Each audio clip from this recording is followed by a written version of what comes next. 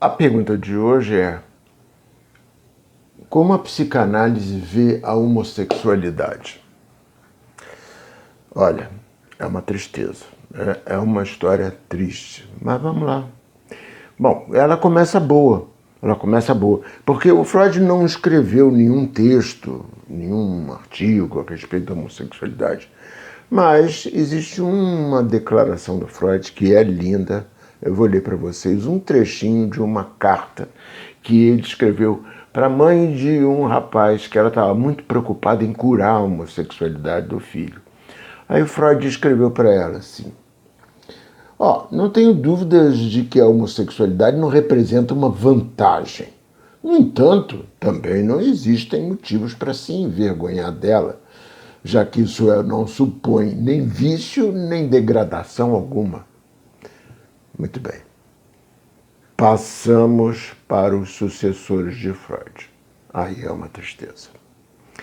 A começar pela senhora Melanie Klein, que foi a todo-poderosa dona da Sociedade Internacional de Psicanálise e influência poderosa no jeito de fazer psicanálise nos anos 50, 60 e 70 ainda.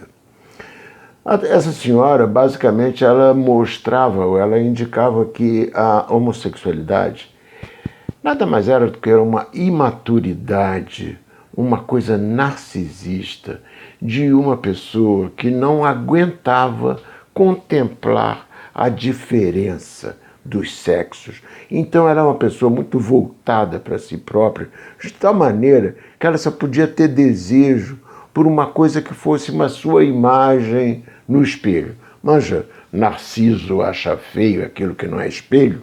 Pois basicamente era o que essa senhora dizia, não ficava por aí não, piorava. Ela dizia assim, na verdade a homossexualidade é a incapacidade de aceitar a castração. Jesus Cristo, o que é isso?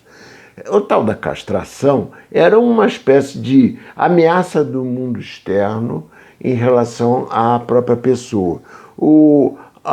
Não era nada incomum no século XIX as crianças serem ameaçadas de que iam cortar o pinto delas.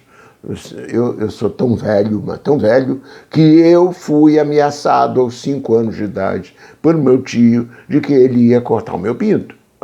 Mas eu acho que eu devo ser uma espécie de dinossauro dos últimos a terem ouvido ameaça de castração. Mas ela ficou como um ícone do poder que o superego tem de nos impor as regras da sociedade. E as regras da sociedade, aquilo que era natural e esperado, é que você crescesse ao ponto de contemplar e aceitar as regras da sociedade e, portanto, curvar-se à castração. Essa é a ideia. E então o desejo homossexual era um desejo que transgredia e não aceitava as leis da sociedade e assim ele não era maduro, porque você deveria sair do autoerotismo, que é como a criança estaria, depois, quer dizer, só ter prazer com suas próprias coisas, ou com prazer masturbatório, e depois você ir gostando do mundo externo ao ponto de ter tesão pelo mundo externo, mas não um tesão por um mundo externo que se parecesse com você como o desejo homossexual. Não, tinha que ser um tesão pelo mundo externo muito diferente, ou seja, o outro sexo. E isso daí ficou de tal maneira impregnada na psicanálise que a psicanálise parecia, sabe grande parte dos evangélicos que querem fazer uma espécie de conversão dos homossexuais para o bem e para o natural, porque isso não é de Deus. Era uma coisa muito parecida com a psicanálise dos anos 50, 60, 70, por causa dessa senhora tal da Melanie Klein. Muito bem. E isso daí foi uma praga, isso daí todo paciente que ia, apresentava para o seu psicanalista naquela época desejo homoerótico, ele era categorizado como tendo uma doença narcisista e ele tinha que se curar daquilo. É isso mesmo que você está ouvindo. Infelizmente, é isso mesmo que você está ouvindo.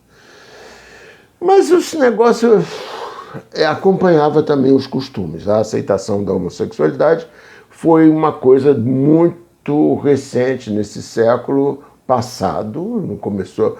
Para você ter uma ideia, a Organização Mundial de Saúde finalmente tira da lista das doenças, aquele chamado CID, Código Internacional das Doenças, só vai tirar a homossexualidade da lista das doenças em 1990. Para você ver, anteontem, quer dizer, 30 anos atrás. Então, a psicanálise não tem uma boa história com a contemplar a homossexualidade. O engraçado é que